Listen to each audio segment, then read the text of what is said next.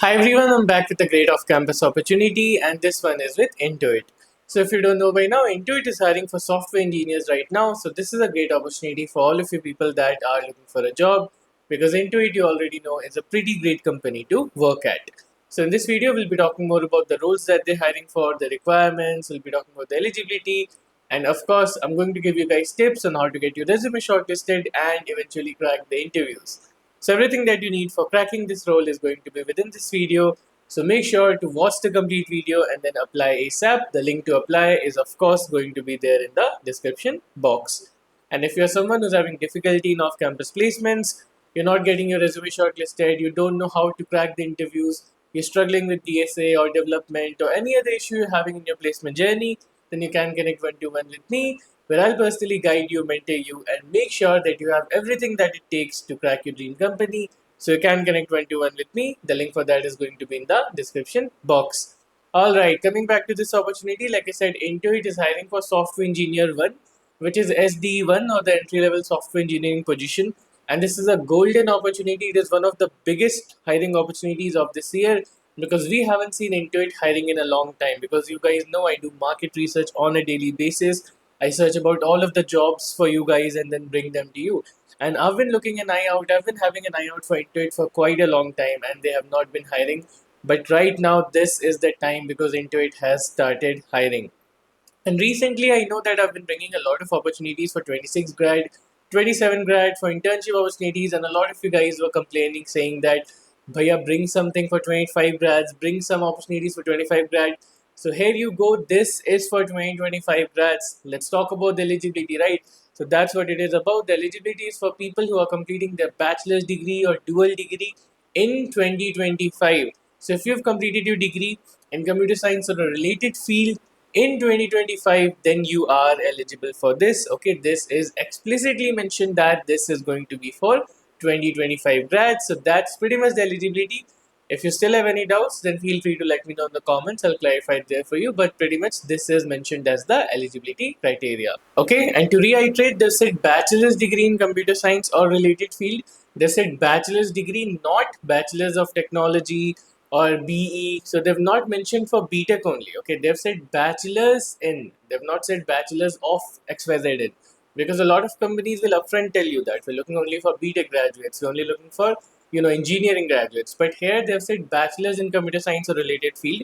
And when it is said like that, that means that other bachelor's degree holders are also eligible. Meaning, if you've done BCA, if you've done BSc CS, then you're eligible as well. Okay, so they've clearly mentioned, their words, not mine, bachelor's in computer science or a related field. Okay, so that's like giving you obviously a hint that even if you're not from a BTech background, as long as you have the skills, you can apply for this. Okay, but of course you need to be at 2025 grad. That is the main thing. All right, moving on from the eligibility, now let's talk about the roles and requirements. See, one thing that I really like about product-based companies is that they're not very picky about development. They're not very picky that we only want this exact tech stack. They won't give you a list of all of these skills that we want, this A to Z, we want all of them skills, right? They'll give you a bunch of skills, that is fine, but they'll not ask for anything very particular, right? So, and they have openings for multiple roles and then they can dematch you later on, right? So that's the case here. They have openings for multiple roles. So you have opening for front end, back end, data, DevOps, mobile engineering. So you have openings for variety of roles. Details will be in the description box for all the exact roles, right? If I'm missing any or if I overspoke any. But the point here is that they are hiring for a variety of roles. So that means that if you have a front end profile, you can apply. If you have a back end profile, you can apply. If you have a full stack profile, you can apply. If you have a DevOps profile, you can apply.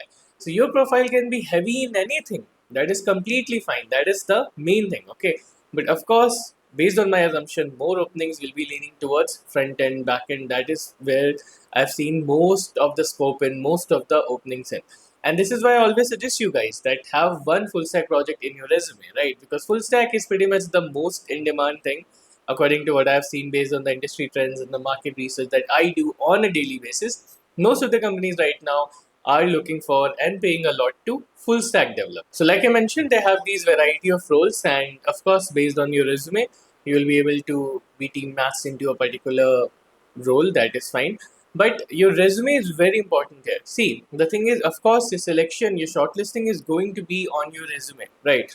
They're not going to be having any screening round or anything for the shortlisting. The first shortlisting is always going to be the resume shortlisting, and most people will end up getting rejected here itself, not being able to go forward for the interviews, right? So, what are some things that you can do to make sure that you get shortlisted? So, they have a few skills, of course, that they're looking for. So, there are a few keywords, even though it may not be as prominent as other companies, but there are a few keywords. See, so those keywords I'll try to put in the description box, although there are not a lot of them. It's just something basic like having programming language like Java, C++, etc. Something like that, and having some frameworks like front end framework, back end framework. So again, that is something that obviously you will have, because I keep on asking you to put full stack projects. So anyways, you will most probably be having JavaScript related frameworks. If not, then try to put one JavaScript framework. This is something I always suggest. React is something that you can always put. HTML, CSS, JavaScript, and a JavaScript based front end framework you can put in your resume. Okay, so a bunch of keywords if I find, I'll put it in the description box. Otherwise, it's not really necessary. There's not a lot of keywords, there's not a lot of skills that they're looking for, which is something I said in the beginning of the video. All right, so what can you do to get your resume shortlisted? There are a couple of things I want to talk about. First, you need to have some high quality project. All right, so like I said, they're hiring for a variety of roles. So how are they going to judge whether you're a good fit or not, right? So they're going to judge that by your project section. See, as a fresher, I've kept on repeating this for so many times, but as a fresher, the most important part of your resume is the project section. By far, no competition. The most important part of your resume is the project section. There are other things, but primarily, the one thing, if you have no experience, primarily the first thing that every recruiter is going to look on is the project section. Okay, because that's on the basis of that they're gonna shortlist you, right? Because you do need to have some sort of hands-on experience, practical experience that is necessary nowadays. Pretty much for every company, right? Product-based, service-based, startups, every company is looking for hands-on experience. So try to give one full stack project. This is something I always suggest. The reason for this is that you will be eligible for front end also, you will be eligible for back end also. And if possible, I have always told you this, integrate AI into your project. This is something that is going to be impressive to every company. If you use LLMs, if you integrate LLMs into your project, then that is going to open a variety of doors for you, right? Because it's going to show you have some AI skills, you have some knowledge of AI skills, and you're not falling behind in the AI race. Okay, so try to integrate AI into your project. Make a couple of full stack projects. At least one full stack project should be there in your resume. Mention the description properly. Mention that built or designed front end using XYZ framework, ensuring a XYZ UI, something like that. Then developed a scalable backend using XYZ framework. So you have to write. See, what I suggest, have minimum 3 lines in your project description. One line for front end, one line for back end, one line maybe for project. So for front end, you can write one line about the front end, about whatever features are there. Back end, you can talk about the back end databases, and then one line maybe you can put about the project or even non-technical, but have at least 3 to 4 lines in every project. I see a lot of people, and then there's one line in the project description, built a full stack project in XYZ. That is not going to work.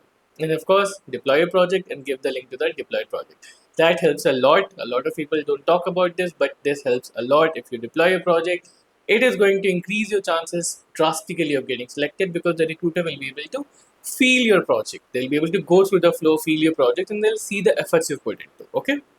So work on the project section, put some high quality projects. It doesn't matter if you're going into DevOps, put a DevOps project. If you want to go for something related to XYZ field, put an XYZ project. That is fine. But the project should be of high quality. It should have a unique name. It should have unique features, and it should have a sharp project description. These things are very, very important. Okay. And apart from that, of course, you can add few more things that make you stand out. Now, Intuit is a company that cares about your DSS skills, problem solving skills. So if you have any good rating in any website like LeetCode, CodeSources, if you have a good rating anywhere, you can mention that, of course.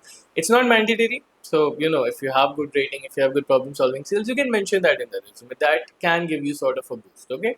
So mention your LeetCode, mention a couple of, or at least one line about DSA that solved, at least one line I always suggest everyone to put is solved XYZ DSA problems over LeetCode, XYZ, etc. Whatever websites, right? And if you have good rating, you can showcase that.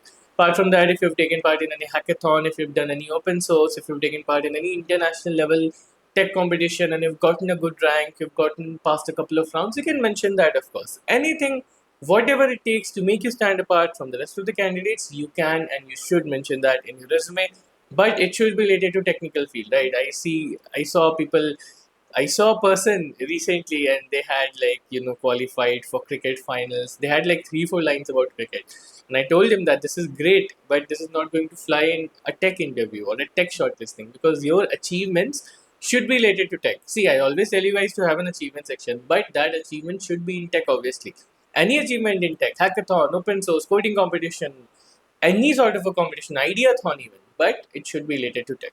So try to put an achievement section if you can, and in there, put the things that make you stand out. Okay. So this is about the content. Apart from the content, you already know the drill. Maintain a good ATS score. Use a good resume template. Okay, ATS score is very important. You need to work on your ATS score, guys. Try to make sure that your ATS score is above 75, above 80. The higher it is, the better it is going to be. So you can check your ATS score on websites like Resume Wordet, Enhance CV. I personally like Enhance CV a lot. It has a good UI and it's free. Both these websites are completely free. Just upload your resume, check your ATS score. They'll also tell you where your ATS score is lacking, although they won't tell you in detail, but you'll get an idea of where your ATS score is lacking. So you can again work up on it. Okay, so I'm not going details about these things because I've talked about this extensively in the past. So you can do these things to increase your ATS score and try to use a better resume template. I'll give a resume template in the description box. So all of this will definitely help you in getting shortlisted for this role basically. Okay. As for the referrals, they haven't mentioned whether referrals work here or not. So you can do a bit of research about it, and if referrals will work for this, if referrals are working for this, then again I'll give you a referral template. If you know someone in Intuit, you can politely ask them to refer you. But again, they have not mentioned it clearly.